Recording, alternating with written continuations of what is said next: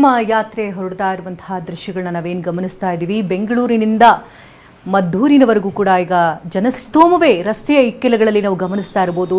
ರಸ್ತೆಯ ಎರಡೂ ಬದಿಯಲ್ಲೂ ಕೂಡ ಜನ ಕಿಕ್ಕಿರಿದು ನಿಂತಿದ್ದಾರೆ.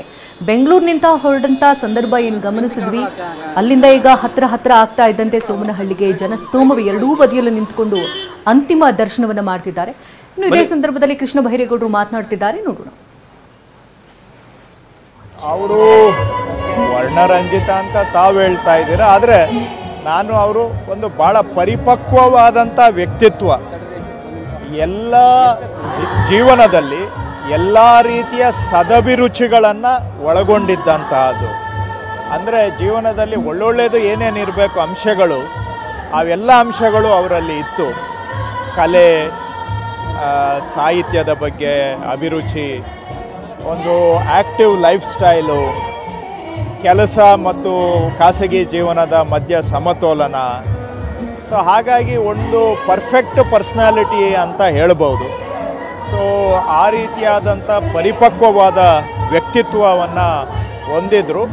ಮತ್ತು ರಾಜಕೀಯದಲ್ಲಿ ಮುತ್ಸದ್ದಿ ಅಂದರೆ ಬಹುಶಃ ಮುತ್ಸದ್ದಿಗೆ ಪದಾನೇ ಎಸ್ ಎಂ ಕೃಷ್ಣ ಅಂತ ಹೇಳ್ಬೋದು. ಆ ಥರ ಮುತ್ಸದ್ದಿಯಾಗಿ ನಡ್ಕೊಂಡಿದ್ದಾರೆ. ಇವತ್ತಿನ ರಾಜಕೀಯದಲ್ಲಿ ಆ ರೀತಿ ನಾವು ಇರೋಕ್ಕಾಗುತ್ತೋ ಇಲ್ವೋ ಗೊತ್ತಿಲ್ಲ, ಆದರೆ ಖಂಡಿತ ಎಸ್ ಎಂ ಕೃಷ್ಣ ಅವರಂತೂ ಆ ರೀತಿ ನಡೆದುಕೊಂಡು ತೋರಿಸಿಕೊಟ್ಟು ಹೋಗಿದ್ದಾರೆ. ನೋಡಿ ನಮ್ಮಂಥವರು ಅವರಿಂದ ಕಲಿಬೇಕು. ಸರ್, ರಾಜ್ಯಕ್ಕಾಗಿರ್ಬೋದು ರಾಷ್ಟ್ರಕ್ಕಾಗಿರ್ಬೋದು ಅವರ ಕೊಡುಗೆ, ಅವರ ಸೇವೆ ನಿಟ್ಟಿನಲ್ಲಿ ಈಗ ಪಕ್ಷಾತೀತವಾಗಿ ಕೂಡ ಅವರ ಒಂದು ನೆನಪಿಗಾಗಿ ಒಂದು ಪ್ರತಿಮೆ ಈ ರೀತಿದ್ದು ಏನಾದರೂ ಒಂದು ಮಾಡಬೇಕು ಅನ್ನೋಂಥದ್ದು ಕೂಡ ಒತ್ತಾಯ ಮಾಡ್ತಾರೆ. ಈ ನಿಟ್ಟಿನಲ್ಲಿ ಸರ್ಕಾರಕ್ಕೆ ಸರ್, ತಾವು ಕೂಡ ಪಾರ್ಟ್ ಆಫ್ ಗೌರ್ಮೆಂಟ್, ಏನು ಹೇಳ್ತೀರಿ ಸರ್? ಪ್ರತಿಮೆ ಮಾಡೋದು ದೊಡ್ಡ ವಿಷಯ ಅಲ್ಲ, ಖಂಡಿತವಾಗಿ ಪ್ರತಿಮೆ ಮಾಡಬಹುದು. ಆದರೆ ಬಹುಶಃ ನಮ್ಮ ಮನಸ್ಸಿನ ಆಸೆ ಅದಕ್ಕಿಂತ ಹೆಚ್ಚಾಗಿ ಇನ್ನೂ ದೊಡ್ಡ ಮಟ್ಟದಲ್ಲಿ ಅವರ ಹೆಸರು ಉಳಿಯುವಂತೆ ನಾವು ಮಾಡಬೇಕು ಅಂತಕ್ಕಂಥದ್ದು.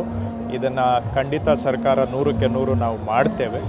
ಯಾವ ರೀತಿ ಯಾವುದು ಮಾಡಬೇಕು ಅನ್ನೋದನ್ನು ಕ್ಯಾಬಿನೆಟಲ್ಲಿ ಚರ್ಚೆ ಮಾಡಿ ಸದ್ಯದಲ್ಲೇ ನಾವು ಅದರ ಬಗ್ಗೆ ತೀರ್ಮಾನ ತೆಗೆದುಕೊಳ್ತೇವೆ. ಆದರೆ ಅವರ ರಾಜ್ಯ ದೇಶದ ಸೇವೆಯನ್ನು ಗುರುತಿಸುವಂತಹ ರೀತಿಯಲ್ಲಿ ಆ ಮಟ್ಟದಲ್ಲಿ ಖಂಡಿತವಾಗಿ ಅವರ ಹೆಸರು ಉಳಿಯುವಂಥ ರೀತಿಯಲ್ಲಿ ಏನು ಗೌರವ ಕೊಡಬೇಕೋ ಅದನ್ನು ಖಂಡಿತ ಸರ್ಕಾರ ಕೊಡುತ್ತೆ. Thank you sir. ಇದಿಷ್ಟು ಕೂಡ ಕಂದಾಯ ಸಚಿವರಾದಂಥ ಕೃಷ್ಣ ಬೈರೇಗೌಡರ ಮಾತುಗಳು. ಕ್ಯಾಮ್ರಾ ಪರ್ಸನ್ ಗುರುರಾಜ್ ಜೊತೆ ಪ್ರಶಾಂತ್, TV9 ಮಂಡ್ಯ. ಸಚಿವ ಕೃಷ್ಣ ಬೈರೇಗೌಡ ಮಾತಾಡ್ತಿದ್ದಂಥ ಮಾತುಗಳನ್ನು ಕೇಳಿದ್ವಿ.